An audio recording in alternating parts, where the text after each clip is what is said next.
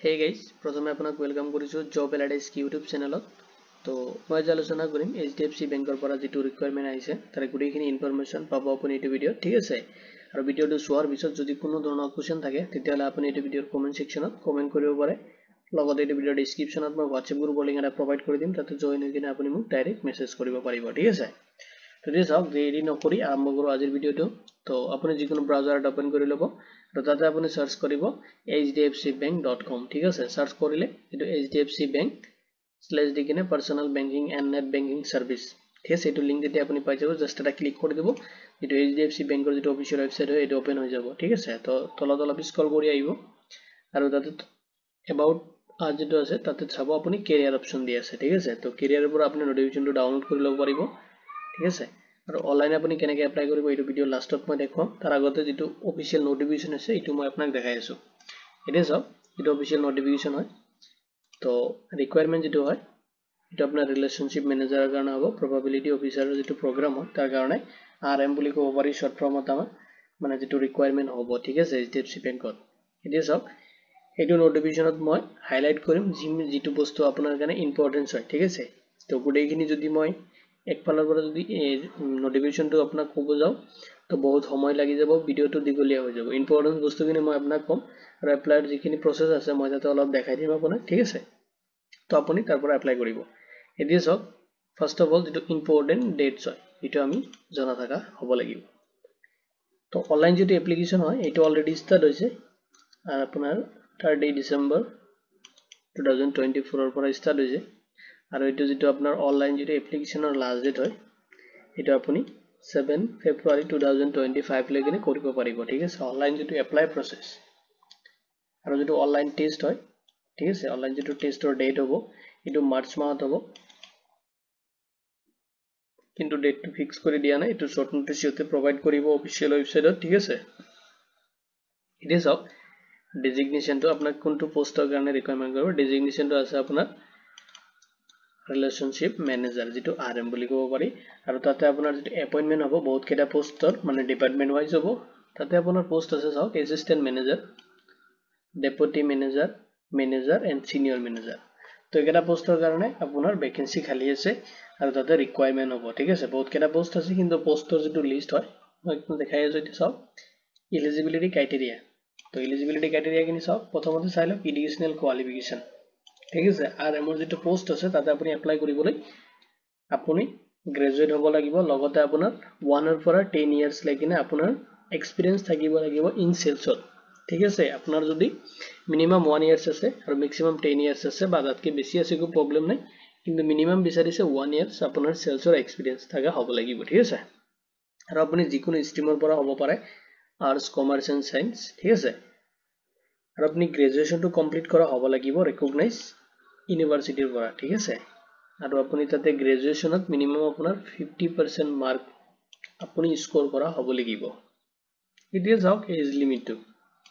As লিমিটটো আপোনাৰ maximum দিছে 35, ঠিক আছে। 35 এজ লৈকে আপুনি এইটো পোষ্টত এপ্লাই কৰিব পাৰিব, কিন্তু এজটো আপুনি ক্যালকুলেশন কৰিব লাগিব 7 ফেব্ৰুৱাৰী 2025 ৰ হিচাপত, ঠিক আছে। এইটো ডেটত আপুনি ক্যালকুলেশন কৰিব। যদি আপোনাৰ 35 হোৱা নাই বা 35 লৈকে হৈছে, ঠিক আছে, তেতিয়াহলে আপুনি এপ্লাই কৰিব পাৰিব। আৰু যদি ইয়াতকে বেছি হয় 35 তকৈ বেছি হয় তেতিয়াহলে আপুনি ইয়াতে এপ্লাই কৰিব নোৱাৰিব, ঠিক আছে। वर्किंग एक्सपीरियंस तो मैं प्रथमे কৈ দিলো मिनिमाम আপোনাৰ বিচাৰিছে 1 ইয়াৰ্স। যদি আপুনি 10 ইয়াৰ্স যদি সেলছৰ এক্সপেৰিয়েন্স আছে যিকোনো অৰ্গানাইজেচনত তেতিয়াহলে আপুনি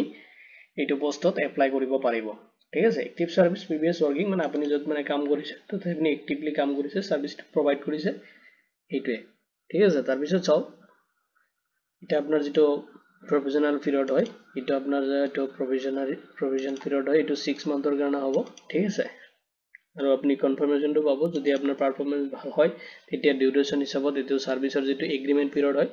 এটো ডাইৰেক্ট ফিক্স কৰি দিয়া নাই, নট এপ্লিকেবল তাতে। কিন্তু আপোনাৰ মানে যদি আপুনি 6 মান্থ কাম কৰাৰ পিছত আপোনাৰ মানে পাৰফৰম্যান্সটো ভাল হয় তেতিয়া আপোনাক যেটো কন্ট্ৰাক্ট থাকিব 6 মান্থৰ তেতিয়া পিছত আপোনাক এক্সটেন্ড কৰিব, ঠিক আছে। তো প্ৰাইভেট সেক্টৰ যিবিলাক জব আছে তাতে আপোনাৰ তেনেকুৱাই হয়। যদি কন্ট্ৰাক্ট মানে বেছিস হয় 6 মান্থ বা 1 ইয়াৰ কাৰণে কন্ট্ৰাক্ট থাকে আৰু যদি আপোনাৰ পাৰফৰম্যান্সটো ভাল থাকে তেতিয়াহলে এটো এক্সটেন্ড কৰি দিয়ে, ঠিক আছে। লাষ্টত যাই কিনে এটো পাৰ্মানেন্ট মানে আপোনাক জব কৰাই দিয়া হয়। এতিয়া চাওক প্লেসমেন্ট যেটো পোস্টিং হ'ব আপোনাৰ এটো এনিওয়াৰ ইন্ডিয়া এটো আপোনাৰ ইন্ডিয়াতে পোস্টিং হ'ব HDFC বেংকৰ যিটো ব্ৰাঞ্চ আছে তাতে ইন্ডিয়াৰ ভিতৰতে আপোনাক দিব তাৰ পিছত সব আপোনাৰ যেটো কম্পেনসেশন এন্ড প্যাকেজেস আপুনি যেটো স্যালাৰি পাব ঠিক আছে সব HDFC বেংকে প্ৰভাইড কৰিব আপোনাক between 3 লাখৰ পৰা লৈ কিনে আপোনাৰ 12 লাখ লৈ কিনে বেসিক আপনাৰ এক্সপেৰিয়েন্স এন্ড কোয়ালিফিকেশনৰ ওপৰত বেচ কৰি কিনে আপোনাক স্যালাৰিটো প্ৰভাইড কৰিব ঠিক আছে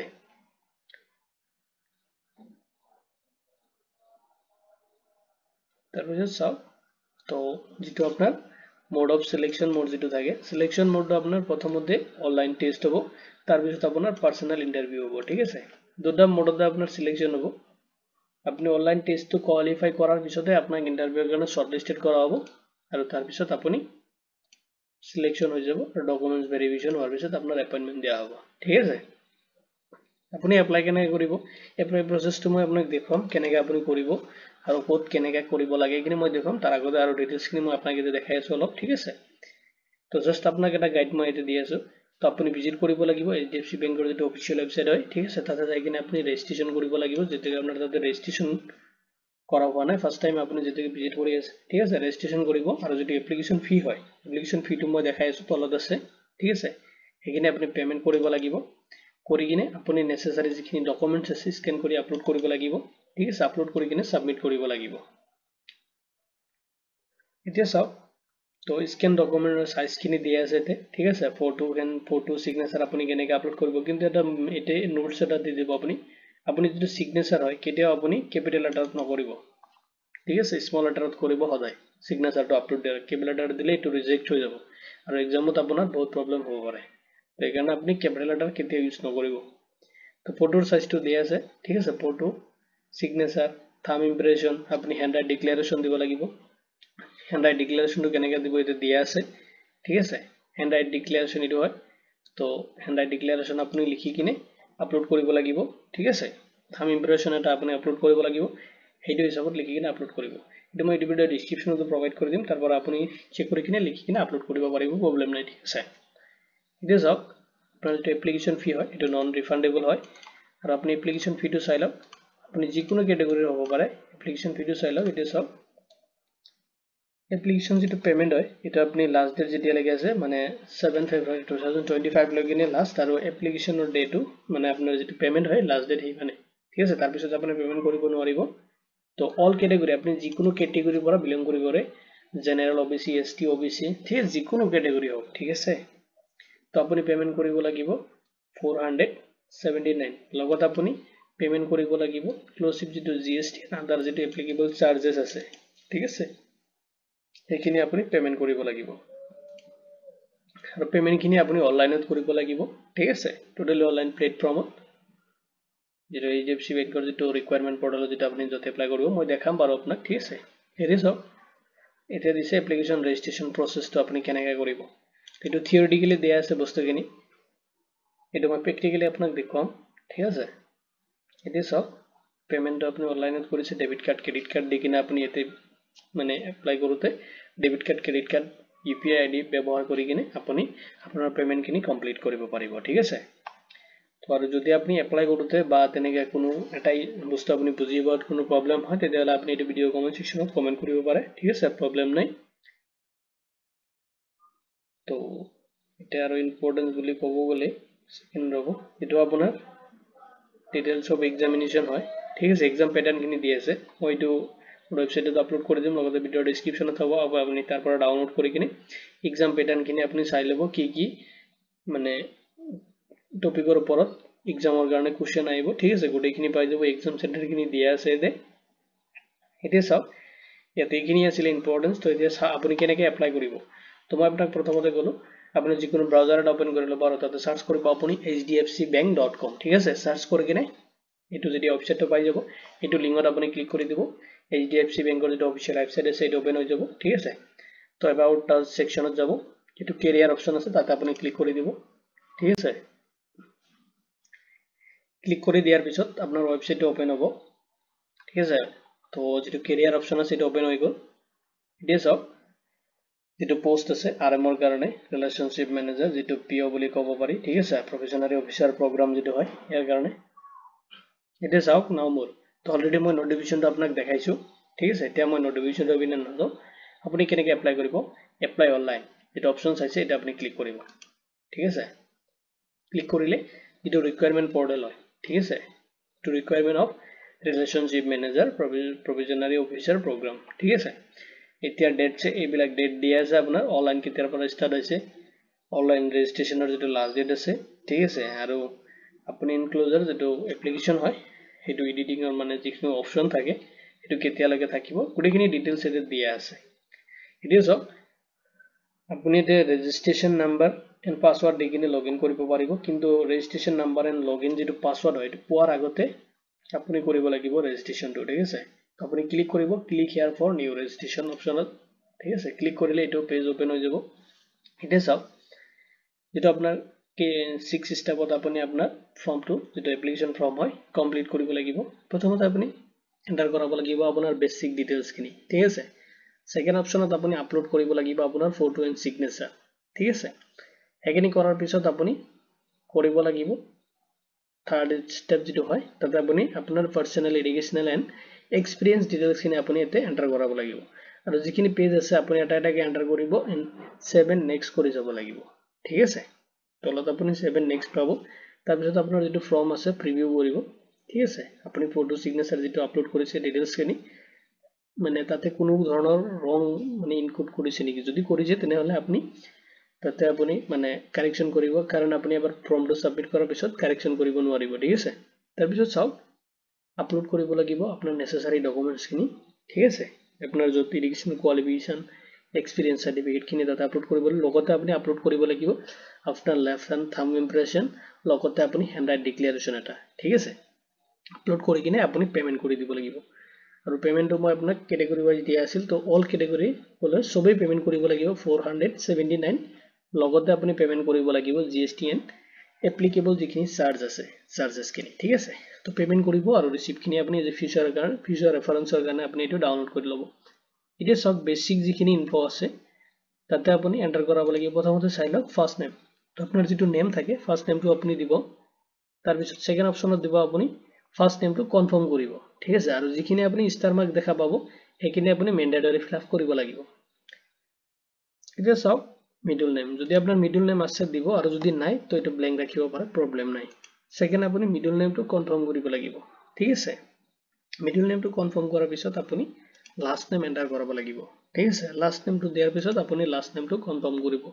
যদি আপোনাৰ লাষ্ট নেম আছে যদি তেতিয়ালে দিব আৰু যদি নাই তেতিয়ালে দিব নালাগে আপুনি এখিনি ডিটেইলছ আপোনাৰ যেটো নেম হয় দিয়াৰ পিছত আপুনি চাব ফুল নেমটো ইয়াতে অটোমেটিক্যালি শো হৈ গৈছে ঠিক আছে শো হৈ যাব আপুনি একো কৰিব নালাগে তাৰ পিছত চাওক আপুনি ভ্যালিড মোবাইল নাম্বাৰ এটা দিব আপুনি এটি বক্সত ঠিক আছে ভ্যালিড মোবাইল নাম্বাৰটো দিয়াৰ পিছত আপুনি মোবাইল নাম্বাৰটো কনফাৰ্ম কৰিব ঠিক আছে মোবাইল নাম্বাৰত ওটিপি সোমাব তো প্ৰবলেম নাই তাৰ পিছত আপুনি অল্টাৰনেটিভ মোবাইল নাম্বাৰটো দিব যদি আপোনাৰ তাত অল্টাৰনেটিভ মোবাইল নাম্বাৰ আছে তেতিয়ালে আপুনি দিব আৰু যদি আপোনাৰ তাত অল্টাৰনেটিভ মোবাইল নাম্বাৰ নাই তেনে এটা আপুনি ব্ল্যাঙ্ক ৰাখিব পাৰে প্ৰবলেম নাই তাৰ পিছত আপুনি আপোনাৰ এক্টিভ এটা ইমেইল আইডি দিব ঠিক আছে কাৰণ ইমেইল আইডি তেতে আপোনাৰ এটা এপ্লিকেশন নাম্বাৰ হয় আৰু পাসওয়াৰ্ডটো এতে সেন্ড কৰি দিব মোবাইলতো পাব কিন্তু ইমেইল যে ফিউচাৰ ৰেফাৰেন্সৰ কাৰণে আপোনাৰ এক্সাম আপডেট বহুত কিবা কিবি ইমেইলত আহি থাকে আৰু বেংকিং সেক্টৰত বিশেষকৈ ইমেইলটো বেছি ইম্পৰ্টেন্স হয় তো ভ্যালিড ইমেইল আইডি দিব আপুনি @ৰ আগৰখিনি দিব ঠিক আছে আৰু @টো যেটো ডোমেইন নেম আছে তাৰ পৰা আপুনি সিলেক্ট কৰিব লাগিব আপোনাৰ যেটো ডোমেইন যদি জিমেইলটো @gmail আছে তো @gmail দিব বা বহুত কিবা কিবি থাকে যদি আপুনি ডোমেইন পারচেজ কৰিছে এটা আপুনি দিব পাৰে প্ৰবলেম নাই আৰু যদি নাই তো gmail. যেটো @gmail.com থাকে .com টো সিলেক্ট কৰি লব তাৰ পিছত আপোনাৰ জিমেইল যেটো ইমেইল আইডি দিছে আপুনি এটো কনফাৰ্ম কৰি দিব ঠিক আছে কনফাৰ্ম কৰি দিয়াৰ পিছত আপুনি সিকিউৰিটি কোডটো এতে এন্টাৰ কৰাব লাগিব তো মোৰ তাত এটো আহিছে ঠিক আছে A6XYV তো আপোনাৰ তাত বেলেগ এটা আহিব তো আপুনি এতে এন্টাৰ কৰিব আৰু আপুনি 7 নেক্সট বাটনত ক্লিক কৰি দিব ঠিক আছে 7 নেক্সট বাটনত ক্লিক কৰিলে আপোনাৰ সেকেন্ড যেটো অপশন আছে এটো আহি যাব ঠিক এনেকৈ আপুনি 6 স্টেপত আপোনাৰ ফৰ্মটো কমপ্লিট কৰিব লাগিব ঠিক আছে আৰু আপুনি পেমেন্ট কৰাৰ আগতে আপুনি চাই লব আপোনাৰ যেটো এপ্লিকেশন ফৰ্ম হয় ঠিক আছে এখিনি আপুনি গুটেখিনি ইনফৰমেশন যেটো দিছে কাৰেক্ট হয় না নাই ঠিক আছে যদি কাৰেক্ট হয় তো একো প্ৰবলেম নাই আপুনি লাষ্টত পেমেন্টটো কৰি দিব আৰু পেমেন্ট ৰিসিপ্টটো ঠিক আছে লগতে আপোনাৰ এপ্লিকেশনৰ যেটো একনলেজমেন্ট ঠিক আছে ইয়াৰ পৰা পেমেন্ট আপুনি ৰিসিপ্ট ডাউনলোড কৰিব পাৰিব লগতে চাওক আপোনাৰ ৰেজিষ্ট্ৰেচন কমপ্লিট হোৱাৰ লগে লগে আপোনাৰ মোবাইলত আপোনাৰ মেইলত ৰেজিষ্ট্ৰেচন নাম্বাৰ এণ্ড পাছৱৰ্ডটো সেন্ড কৰি দিব আপুনি এইটো ওয়েবসাইটত আগো আহিব আহি কিনে আপুনি যেটো ৰেজিষ্ট্ৰেচন নাম্বাৰ আছে এটো এন্টাৰ কৰিব তাৰ পিছত আপোনাৰ পাছৱৰ্ডটো এন্টাৰ কৰাব সিকিউৰিটি যেটো কোড দিয়া আছে এটো এন্টাৰ কৰিব এন্ড সাবমিট কৰি দিব লগইন হ'ব তাতে আপোনাৰ একনলেজমেন্ট পেমেন্ট ৰিসিপ্ট এপ্লিকেশন ফৰ্ম গোটেইখিনি তাতে ডাউনলোড কৰিব পাৰিব আপোনাৰ প্ৰফাইলটো শো হ'ব ঠিক আছে তাৰপৰা আপুনি ডাউনলোড কৰি ল'ব তো ভিডিওটো চোৱাৰ বাবে ধন্যবাদ তো আজিৰ ভিডিও ইমানতে যদি কিবা ডাউট আছে কিবা কোশ্চেন আছে তেতিয়াহলে আপুনি মোক এইটো ভিডিওৰ কমেন্ট সেকশনত কমেন্ট কৰিব পাৰে তো ধন্যবাদ দি কিনে আজিৰ ভিডিও ইমানতে সামৰিছো